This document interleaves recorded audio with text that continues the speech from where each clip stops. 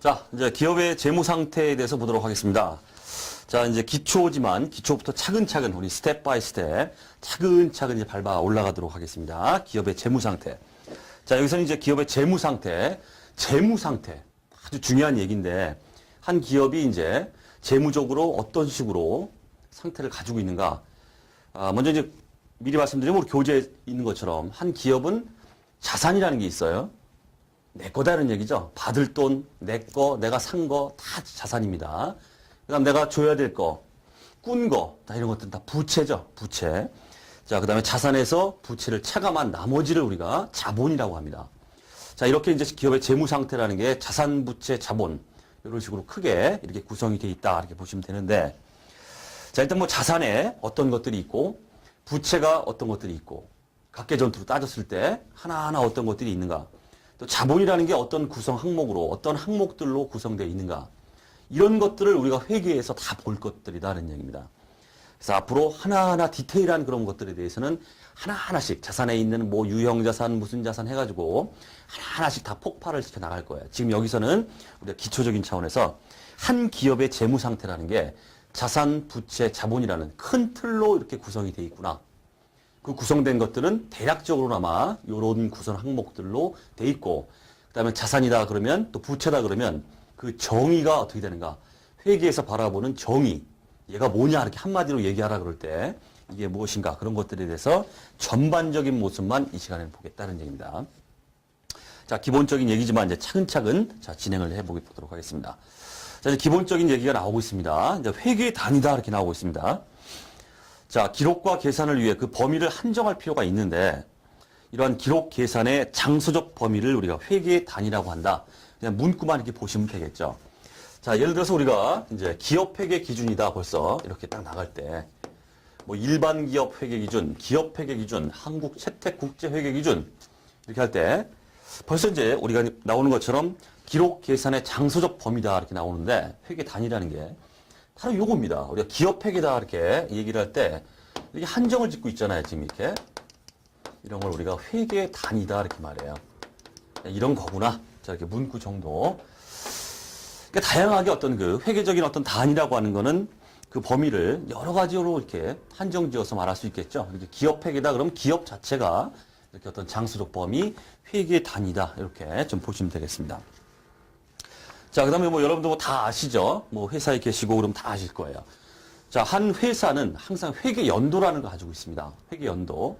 그래서 예를 들어 뭐 100이면 100 다 그렇죠. 아닌 것도 있지만 회계 연도 그럼 우리 회사는 1월 1일부터 12월 31일 딱 끊죠. 그다음에 그래서 X1년 1월 1일부터 12월 31일. 그다음 다음 연도 X2년 1월 1일부터 12월 31일 이렇게 딱딱 끊어갑니다. 이런 걸 우리가 회계 연도다, 회계 기간이다 이렇게 말하죠. 자, 경영 성과 등을 계산하기 위해서 6개월 또는 12개월 등 기업 실정에 따라 정한 기간이다. 통상적으로는 뭐 1월 1일부터 12월 31일이다, 1일이다 이렇게 보시면 됩니다. 하지만 이제 그렇지 않은 것도 있어요. 아주 특이하게도 우리가 6개월 법인들이 있습니다. 회계 기간이 1월 1일부터 6월 30일, 7월 1일부터 12월 30일 이런 식으로 6개월 법인도 있더라는 얘기입니다. 아주 희귀한 상황이지만 그런 경우도 있을 수 있다는 얘기예요. 자, 어쨌든 이게 회계 연도를 딱딱 끊어주는 이유가 뭘까요? 경영 성과를 우리가 파악하기 위한 겁니다. 예를 들어서 자, 우리 얼마 벌었냐 이렇게 했을 때 우리 이익이 얼마냐 이렇게 했을 때 자, 1월 1일부터 12월 31일까지 기간을 딱 정해줘야 요 기간 동안에 우리의 이익은 얼마다라고 말할 수 있는 거지. 자, 1월 1일부터 우리 회계 연도는 1월 1일부터 아무 때까지야 이렇게 해버리면 어떻게 이익을, 그럼 어디까지 이익을 갖다가 산출해야 되는지 모르잖아, 이게. 그렇기 때문에 이런 경영성과를 갖다가 우리가 계산하기 위해서는 딱 끊어줘야 돼요. 이 순이익이 언제부터 언제까지 이익이냐, 이런 걸 나타내주기 위해서 우리가 통상적으로 회계 연도를 이렇게 사용한다는 얘기입니다. 자, 다만 우리 이제 법인세법인데 좀 어려운 얘기예요. 우리 세법에 아주 어려운 법인세법이라고 있어요. 법인세법에서는 어떤 규정이 있냐면, 법인세법은 참고로 이제 회계 연도란 말을 안 쓰고 사업 연도다 이렇게 말하는데 1년을 초과할 수 없다 이런 규정이 있습니다. 그러다 보니까 회계에도 이제 어쩔 수 없이 그냥 이렇게 추정을 해서 말을 한다면은 1년을 초과할 수는 없다. 이렇게 말씀하셔야 됩니다. 법인세법에서 그렇게 규정하고 있기 때문에 한 회사의 회계연도가 1년을 넘어가지는 않습니다. 자, 그 다음 용어의 정의에서 기본적인 얘기죠. 자, X1년이 있고 1월 1일부터 12월 31일, 그 다음 X2년이 있고 다음 연도 X3년이 있다. 이렇게 했을 때 당해연도입니다. 당해연도. 지금 당해연도가 지금 내가 서 있는 입장이 여기다 이렇게 볼게요. 여기다. 그럼 X2년을 뭐라고 합니까? 아주 기본적인 얘기죠. 단기다 이런 말을 써요. 단기. 그럼 X1년은 뭐라고 할까요? 전기다 이렇게 말해요. 그냥 회계적으로 이런 용어가 딱 굳어져 있다는 얘기죠. 그럼 다음 연도 뭐라고 할까요? 다음 연도. 다음 연도 이럽니까? 아니죠. 차기다 이렇게 아주 기초적인 내용입니다. 자, 이렇게 보시면 되겠고. 자, 우리 객관식에서 이런 말이 나와요. 자, 1회계기간은 전기부터 차기까지다. 이렇게 나와요. 1회계기간은 전기부터 차기까지이다. 맞아요? 틀리죠. 1회계연도는 하나의 회계연도, 하나의 회계연도, 하나의 회계연도 각각입니다. 1회계기간은 전기부터 차기까지다. 왜 틀렸어요? 이건 몇 회계연도입니까, 이게? 3회계연도예요. 1회계기간은 전기부터 차기다. 틀리다. 왜? 전기부터 차기는 3회계연도입니다. 그죠? 하나의 회계연도가 아니죠. 그렇게 이제 말장난도 나올 수 있으니까 좀 주의를 하시고. 자, 이제 자산부채 자본에 대해서 우리가 볼 거는 전반적인 어떤 그림을 좀 봐야 되는데. 자, 먼저 자산이라는 얘기가 나오고 있습니다.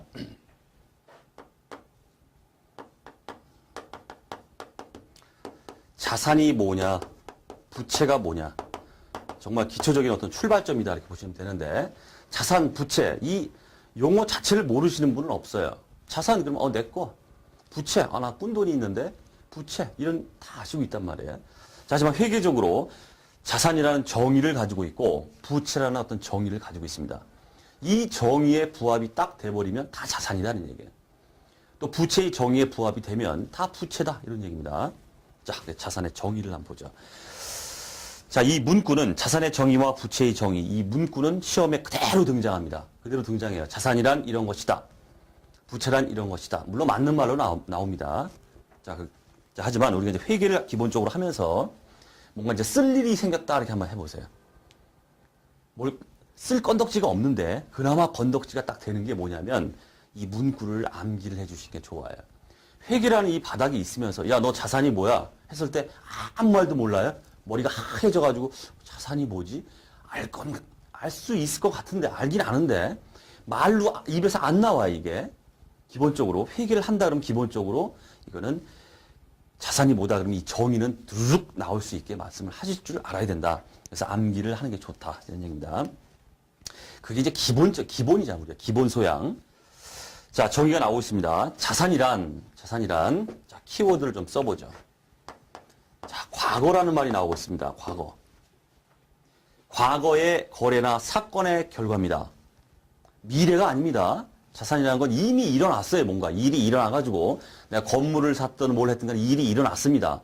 내가 누구한테 돈을 꿔준 것도 자산입니다. 내가 언젠가 받을 수 있기 때문에 이미 일이 일어났습니다. 그렇기 때문에 우리가 과거부터 이렇게 나와요. 과거. 미래가 아닙니다.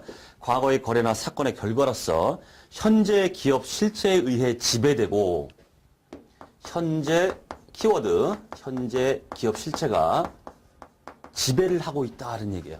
지배라는 게 이제 회계학적으로 종종 등장하는데 결국 내가 뭔가를 지배한다. 이게 뭐예요? 나는 엄청난 영향력을 가지고 있다는 뜻이죠. 파워가 있다. 파워는 뭐다? 자산이다. 이런 얘기예요. 현재 내가 지배하고 있고 그다음 미래 경제적 효익을 창출할 것으로 기대되는 자원이다. 이렇게 나오고 있어요. 미래 경제적 효익이라는 아주 어마어마하게 무시무시한 말이 지금 나오고 있습니다. 미래 경제적 효익이라는 이 말이 우리 이제 회계를 진행하면서 어마어마하게 등장할 겁니다. 어쨌든 간에 여러분들은 미래 경제적 효익이 있다 그러면 이건 자산이다. 매칭이 딱 돼버려야 됩니다. 미래 경제적 효익 이꼴 자산. 전부 이제 뭐 유형자산의 정의, 무형자산의 정의, 자산의 정의와 관련해서는 항상 등장합니다. 이 얘기가. 결국 자산이라는 건 과거에 어떤 일이 일어났습니다. 그 일어난 일로 인해서 나는 현재 내가 그걸 갖다가 어떤 영향력을 행사해요. 파워가 있다는 뜻이죠. 지배하고 있어요. 그 다음에 이 자산을 내가 가지고 있음으로 인해서 미래에 어떤 내가 뭔가를 수취하든 뭘 하든 간에 어떤 효익을 내가 받을 수 있다. 미래에, 향후에. 이러면 자산이다. 이런 얘기예요. 이게 바로 회계적인 자산의 정의입니다. 이걸 여러분들 이제 입으로 두둑, 야, 너 자산이 뭐야? 갑동아, 너 자산이 뭐야? 그러면 이 말이 나올 수 있어야 된다는 뜻이에요. 자, 정의를 그렇게 봐두시고. 자, 이제 우리가 앞으로 이제 봐야 될 이 자산의 어떤 분류죠. 이 자산에는 어떠한 것들이 포함되어 있는지, 자, 그런 것들이 나오고 있습니다. 자, 먼저 큰 틀로 이제 항상 우리가 유동, 비유동이다. 이렇게 나눕니다. 부채도 마찬가지입니다. 유동, 비유동. 자산이다 그러면 유동 자산, 비유동 자산. 부채다 그러면 유동 부채, 비유동 부채. 이렇게 나눠요. 물론 유동 자산, 비유동 자산 각각에 대해서 딸린 식구들이 또 쫙 있어요. 걔네들이 다 유동이고 걔네들이 다 비유동이다. 이렇게 되어 있습니다. 여러분들 제일 먼저 기초적으로 뭘 챙겨야 될까요? 딸린 식구들 중에서 예를 들어서 딸린 식구들을 쭉 말해주면서 다음 중 유동자산이 아닌 것은 유동자산에 있는 거 쫙 1, 2, 3번에 놔두고 4번에 비유동 하나 딱 집어넣을 수 있죠. 기본적이지만 그걸 이제 구분을 하셔야 된다. 자, 먼저 유동, 비유동을 구별하는 구분 어떻게 하느냐? 바로 1년을 기준으로 합니다. 한 회사의 회계 연도가 있죠. 이렇게 회계 연도가 쫙 있어요. 1월 1일부터 회계 연도 12월 31일. 자, 우리가 종전에는 12월 31일을 결산일, 대차 대조표일 이렇게 말했어요. 하지만 이제 재무상태표 용어가 막 바뀌었죠. 바뀌면서 바뀐 용어에 의하면 12월 31일을 우리가 보고기간 종료일이다 이런 더러운 말로 바뀌었습니다. 종전 말로 그냥 해도 상관없는데 이렇게 말이 바뀌었어요. 일반 기업회계기준, 그다음 한국채택국제회계기준 다 똑같아요. 12월 31일 결산일, 대차대조표일 종전에 그 용어를 우리가 보고기간 종료일이다 이렇게 말해요. 그래서 어떤 자산을 내가 가지고 있는데 보고기간 종료일 시점에서 보니까 이 자산이 예를 들어서 내가 외상매출금이 있다고 해볼게요. 내가 누구한테 외상으로 팔았습니다. 아직 돈을 못 받았어요. 하지만 언젠간 받죠. 받기 때문에 과거에 어떤 내가 외상매출한 그 거래로 인해서 외상매출금을 내가 파워를 가지고 있고 돈 내놔 할 수 있는 권리가 있잖아요. 지배하고 있죠. 그다음 언젠가는 그 외상매출금은 회수가 된단 말이에요. 회수가 되면 미래 경제적 효익, 돈이 들어오는 겁니다. 그렇기 때문에 자산이에요. 우리가 외상매출금 이렇게 얘기할 때. 그래서 우리가 유동, 비유동을 구별할 때 어떤 게 유동자산이고 어떤 게 비유동자산이냐 이렇게 얘기할 때 바로 이 보고기간 종료일 시점, 결산일 시점입니다. 여기서 봤을 때 이게 1년 이후에 실현이 되느냐, 1년 이내에 외상매출금이 회수가 되느냐 이렇게 어떤 실현 시점입니다. 부채면 어떻겠어요? 상환 시점이다 이렇게 보시면 돼요. 1년 보고기한 종료일 시점을 기준으로 해서 1년 내에 뭔가 액션이 일어난다 그러면 유동자산. 1년 이후에 뭔가 액션이 일어난다 그러면 비유동자산 이렇게 말해요. 결국 이걸 거꾸로 얘기하면 우리가 현금화 속도라고 합니다. 현금화되는 어떤 그 속도가 외상매출금이면 받을 돈이잖아요. 이게 받을 돈이니까 1년 내에 받을 수 있다. 그러면 유동자산이에요. 1년 이후에 내가 받을 수 있다. 한참 후에 받는 거죠. 이런 거 우리가 비유동자산. 기본적으로 구분 자체는 유동, 비유동을 이런 현금화 속도를 기준으로 해서 그것 구체적으로 말하면 바로 1년을 기준으로 해서 구분한다. 이런 얘기예요. 자, 대표적인 이제 그 유동자산 그런 것들이 나오고 있습니다. 자, 이런 구분들은 하나하나는 이 각계전투는 보실 필요가 없습니다. 이런 것들이 있구나 지금 그것만 딱 챙길 거예요. 왜냐하면 하나하나 이제 자세히 디테일하게 뒤에서 다 본다 이런 얘기예요. 요 하나하나 이제 다 이제 하나 살피시면서 이제 이게 바로 우리를 회계를 하는 우리를 미치게 만드는 그 시점이 옵니다. 자, 일단은 큰 틀에서 자, 가볍게 이제 보시면 돼요. 자, 이런 유동자산은 또 이제 당좌자산과 재고자산으로 나눠집니다. 뒤에 다 나올 얘기입니다. 자, 당좌자산에는 이제 대표적인 게 이제 현금입니다. 현금. 뭐 현금 및 현금성 자산, 현금성 자산이 무엇인가에 대해서 또 뒤에 다 볼 거예요. 큰 틀만 크게 구애받지 마시고 이번 시간은 가볍게 그냥 보시면 돼요. 뭐 단기 매매 증권이나 매출 채권, 우리가 말씀드렸던 외상 매출금 그런 것들이죠. 그런 걸 우리가 매출 채권이다 이렇게 말해요. 그다음 대여금, 누구한테 돈 꿔줬습니다. 그것도 자산이에요. 언젠가 받을 거니까. 그 다음 미수금. 못 받았어요, 아직. 미수금. 못 받은 돈이 있습니다. 자, 그런 것들도 자산이다. 받을 거니까. 자, 그 다음 재고자산입니다. 그 유명한 재고자산. 한 기업의 어떤 자산의 포션, 차지하는 비율이 가장 큰 자산이 바로 재고자산입니다. 대표적인 게 우리가 상품이라고 보시면 되죠. 내가 상품 매매업이 있는데 상품 매입했습니다. 띄어다가 거기다 마진 붙여가지고 상품을 팔아요. 이렇게 했을 때 그 상품, 그건 이 한 기업 내에서 이 재고자산이 차지하는 비중은 상당히 높겠죠, 이게. 대표적인 게 상품이다 이렇게 보시면 되는데, 통상적으로 상품 매매업 그러면은 상품을 띄어다가 사다가 마진을 붙여서 팔기도 하지만은 어떤 놈은 또 이렇게 해요. 우리가 제조업, 한번 보세요. 제조업. 가구 공장이 있다 한번 해볼게요. 그럼 원재료, 원목을 막 사옵니다. 원재료 막 합판 막 사다가 그걸 막 가공을 해요. 해가지고 소파도 만들고 해가지고 팔아요. 이렇게 했을 때, 자, 원재료 가져오죠? 원재료예요. 이것도 재고자산이라는 뜻이에요. 결국은 팔릴 거니까 만들어서. 자, 그 다음 제공품이라는 게 나오고 있습니다. 제공품. 지금 만들고 있는 겁니다. 만들고 있는 거예요. 원재료 사다가 지금 막 가공을 하고 있어요. 가공 중에 있습니다. 그것도 자산이라는 뜻이에요. 언젠가 팔릴 거니까. 제품이 돼서 팔릴 거기 때문에 현재 가공 중에 있는 거, 아직 완성은 안 됐습니다. 완성은 안 됐는데 가공 중에 있는 걸 갖다가 우리가 제공품이다 이렇게 말해요. 그 다음 반제품. 반제품도 마찬가지로 가공 중에 있습니다. 있는데 이제 그런 질문 많이 하시죠. 선생님 그러면은 제공품 뭔 말인지 제가 좀 알아들었어요. 그렇다면요, 반제품하고 차이가 뭡니까? 자, 그렇게 중요한 얘기는 아니지만은 차이를 좀 말씀드릴게요. 둘 다 똑같이 가공 중에 있습니다. 가공 중이에요. 얘도 가공 중이에요. 아직 완성된 게 아닙니다. 미완성 상태입니다. 하지만 자산입니다. 미완성 상태예요. 하지만 벌써 반제품이다 이런 말이 나오죠. 원재료 띄어다가 제공품 상태에 막 가공 중인 상태에 있다가 완성이 돼서 팔리면 이게 뭡니까? 제품이다 이렇게 말해요. 물건 띄어다가 누가 만들어 놓은 거 띄어다가 마진 붙여서 팔면 뭡니까? 상품 이렇게 말해요. 내가 직접 만들어서 팔면 제품 이렇게 말하는 겁니다. 자, 이럴 경우에 물건 원재료 띄어다가 그냥 만들고 있습니다. 둘 다 가공 중에 있는 건 똑같아요. 근데 두 개의 차이점이 뭐냐? 그건 뭐냐면 판매가 가능하냐 안 하냐 이거에 따라 달라요.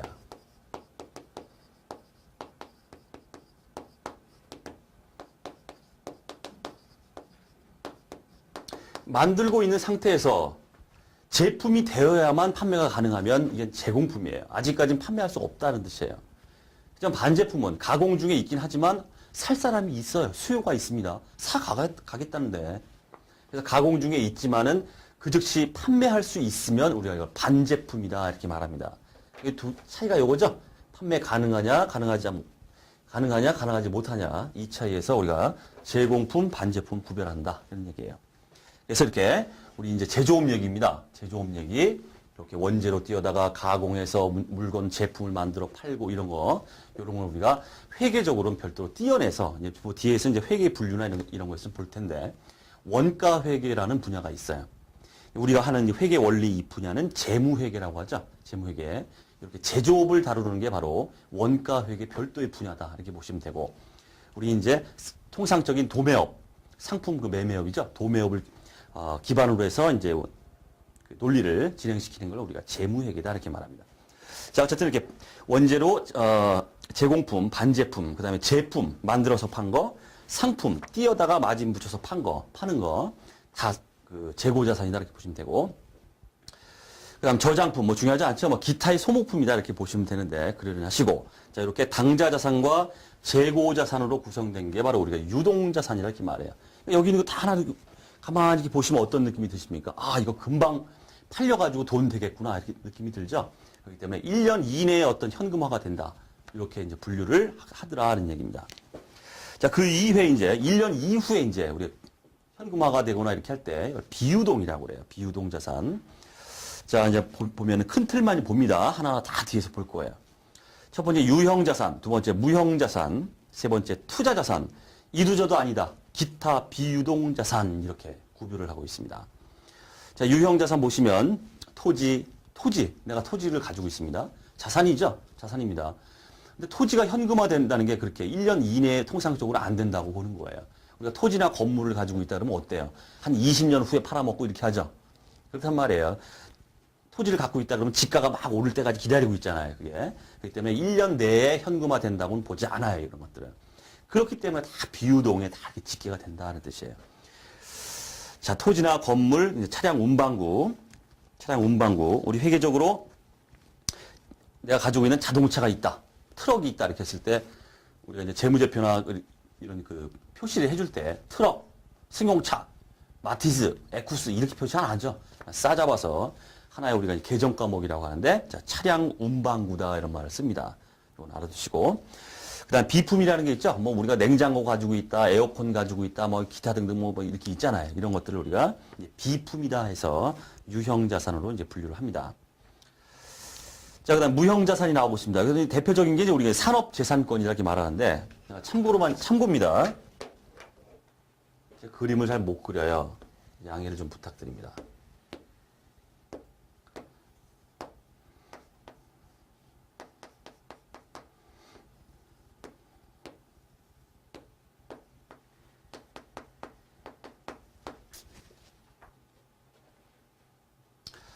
자, 우리가 산업재산권이라고 말할 때는 산업재산권을 우리가 이제 세 가지로 나눕니다.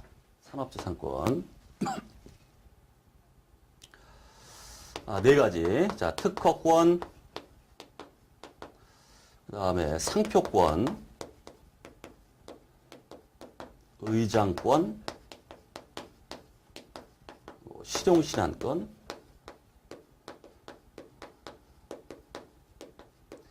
이 권이라는 게 들어가죠. 권리. 이 권리라는 말이 들어가면 다 자산이다 이렇게 보시면 돼요. 권리는 뭐예요, 내가? 권리. 이 권리로 인해서 미래 경제적 효익이 있는 겁니다, 이게. 그죠? 자산이에요. 권리가 들어갔다 그러면 이거 다 자산입니다, 이게. 현재 내가 지배하고 있다 이렇게 보이잖아요. 내가 특허권을 가지고 있다 그러면 아무도 이걸 못 써요. 나만 권리를 가지고 있어요. 그렇기 때문에 자산입니다. 이걸 다 싸잡아서 우리가 산업재산권이다 이렇게 말해요. 산업재산권. 자, 그럼 묻죠. 그럼 이 각각이 어떻게 구별합니까? 이 구별하는 건 우리 분야가 아닙니다. 이걸 우리가 전문으로 하는 사람을 우리가 뭐라고 하냐면 굉장히 우리 전문 직종들 그 수입순위 다 1위부터 10위까지 발표될 때 보면은 세무사가 한 9위 정도 돼요. 1위가 누구냐면 변호사, 의사 아닙니다. 이런 걸 담당하는 사람을 누구라고 하냐면 변리사라고 있어요. 변리사. 여러분 들어보셨나요? 변리사라고? 이거 엄청나게 어려운 시험입니다. 이거 시험 진짜 어려워요. 뭐 민법이나 어떤 법적인 것도 시험도 보지만은 누가 이제 특허나 뭐 이걸 내기 위해서 가져왔어요. 발명품을 딱 가져와가지고 변리사님 이게 발명의 대상이 되겠습니까? 그러면 이게 산업공학적으로 봤을 때 뭐 분석이 막 들어가죠. 그렇기 때문에 이 변리사는 막 민법, 헌법 뭐 해가지고 막 어떤 그 법적인 것도 시험을 보지만 막 물리학 막 이런 것도 시험 봐요. 굉장히 어려운 시험입니다. 통상적으로 우리 이제 그 문과 계통이 아니라 이과 계통 이런 분들이 많이 시험 보는데 하여튼 뭐 고소득 순위 전문 직종 1위입니다. 돈 많이 번대요. 이런 걸 담당하는 거예요. 변리사님 저 특허 좀 내주세요. 저 발명품이 있어요. 한번 구별을 해보죠. 이걸 차입니다. 자동차를 그린 건데 지금 뭐 둘리처럼 보이기도 하고 어쨌든 특허권이 뭐냐? 여기 이걸 엔진이라고 해볼게요. 아주 기발한 어떤 발명품이 나왔어요. 엔진이 나왔어요. 이걸 우리가 특허권이다. 이렇게. 특허권. 아주 그냥 무에서 유를 창조했다. 이럴 경우에 특허권이다. 이렇게 주어지게 되고. 그 다음에 에쿠스라는 이 명칭이 딱 들어가죠. 마티스, 에쿠스 뭐 이렇게. 이걸 우리가 상표권이라 그래요. 이걸 취득을 하면은 변리사한테 이제 상표권 좀 내주세요. 돈 지불하잖아요. 그럼 상표권 등록이 됩니다. 아무도 에쿠스라는 이름을 쓸 수가 없어요. 이거 썼다? 그럼 난리 나요. 그 다음 의장권.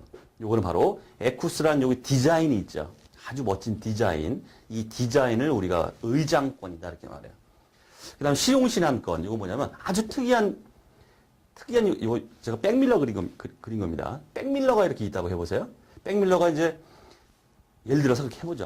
아주 독특한 아주 실용적인 뒤를 이렇게 바라보는 데 있어서 아주 독특한 아주 실용적인 어떤 그런 거다 이렇게 해볼게요. 그게 바로 실용신안권이다 이렇게 말해요. 이걸 싸잡아서 우리 회계학적으로는 산업재산권이다 이렇게 말하고, 이 산업재산권을 손으로 만질 수가 있습니까? 우리가 토지, 건물 그러면 이게 만질 수는 있잖아요. 그렇기 때문에 형태가 있다 해서 유형자산 이렇게 말하고, 산업재산권, 자산은 자산인데 만질 수가 없죠. 권리이기 때문에 형태가 없잖아요. 그렇기 때문에 이걸 우리가 무형자산이다 이렇게 말해요. 형태가 없다 해서. 자, 그래서 무형자산의 이 대표적인 게 바로 산업재산권이고, 이건 우리가 무형자산 편에서 볼 거다 이런 얘기예요.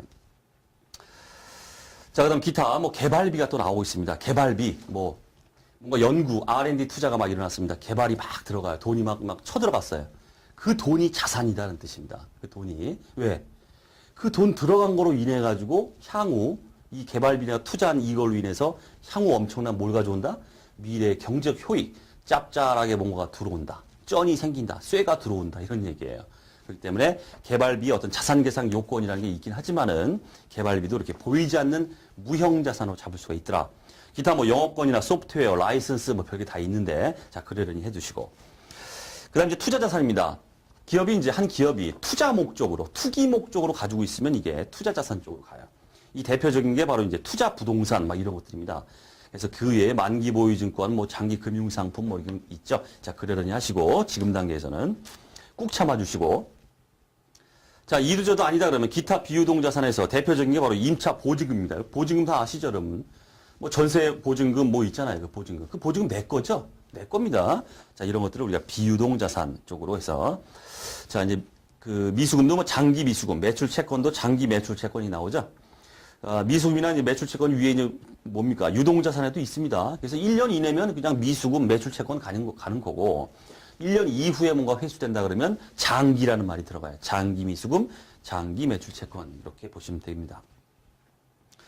자, 이제 부채를 보죠. 부채. 자, 부채 이제 정의가 나오고 있습니다. 이것도 이제 문구는 아셔야죠. 자, 똑같아요. 자, 부채란 과거의 거래나, 과거란 말 또 나와요. 과거의 거래나 사건의 결과로서 현재 기업 실체가 부담한다. 이렇게 나오고 있죠. 현재 부담한다. 자, 부담하고 미래의 자원의 유출이 예상되는 현재의 의무다. 이렇게 나오고 있습니다. 미래의 자원 유출이 있다. 이러면 부채다. 그냥 뜬금없이 우리가 하는 말처럼 부채 그러면 내가 줄 돈이 있어. 이게 부채야. 이게 아니라 좀 더 회계적으로 좀 따져보면 이런 말들을 하는 얘기예요. 그렇기 때문에 여기에 이제 다 걸리면은 과거, 현재 부담하고 있고 미래 어떤 자원의 유출이 예상된다. 나 꾼 돈이 있다 그러면 돈이 나가잖아요. 미래 자원 유출이죠. 그런 것들이 다 부채다. 이렇게 정의를 좀 보면 되겠습니다. 자, 그러면 뭐 주의하실 거는 이제 통상적으로 우리가 부채의 금액이 확정될 필요가 있느냐 이런 얘기 나와요. 부채 그럼 통상적으로 확정이 되죠. 내가 줄 돈이 얼마야? 라고 100만 원이야. 200만 원이야. 이렇게 확정이 됩니다. 하지만 회계학적으로 얘기할 때는 꼭 부채라는 게 금액이 확정될 필요는 없다. 이렇게 나와요. 왜 그러냐면 좀 어려운 얘기지만 우리 충당부채라는 얘기가 있습니다. 충당부채. 부채 중에서도 좀 어려운 개념입니다. 충당부채. 자, 그럼 뭐냐면 예를 들어서 보고기간 종료일 현재 시점에서 보니까 앞으로 우리 종업원들이 퇴사를 한다면 내가 지급해야 될 퇴직금이 이 정도 될 것 같아. 그걸 부채로 잡습니다. 회계상으로는 부채를 잡아요. 퇴직금이 충당부채다 이렇게 말하는데 그러면 앞으로 종업원이 퇴직할 거가 예상을 하죠. 금액이 확정된 건 아닙니다. 확정되지 않았어도 부채로 잡더라. 따라서 우리 회계학적으로 말할 때는 부채가 반드시 금액이 확정될 필요는 없다. 요거 그냥 가볍게 그냥 주의사항으로 좀 말씀드렸고. 자, 그다음 유동부채, 이제 비유동부채 똑같은 얘기입니다. 똑같은 얘기예요. 보고기간 종료일 시점을 기준으로 해서 1년 내내 갚아야 되면 유동부채, 1년 이후에 갚는다 그러면 비유동부채 이렇게 보시면 됩니다. 자, 유동부채 이제 나오고 있죠. 뭐 매입채무나 미지급금, 단기차입금 다 이제 보실 거고 주의하실 건 바로 유동성 장기부채입니다. 유동성 장기부채. 자, 지금까지는 느낌이 안 오실 거예요. 이게 왜 중요한지 느낌이 안 오실 겁니다. 일단은 제가 MVP로 딱 찍어놓고 갈게요. 엄청나게 빈출입니다. 아직까지는 상세하게 설명을 안 드리는데 이놈이 엄청나게 출제됩니다. 유동성 장기부채. 벌써 장기부채다 이런 말이 들어가요. 장기. 장기니까 이거 비유동부채 아닙니까? 이렇게 말할 수 있죠? 근데 앞에 또 유동성이다 이런 말이 들어가요. 우리 분류는 뭘로 해놨어요? 유동부채로 해놨죠? 이게 빈출이다는 얘기.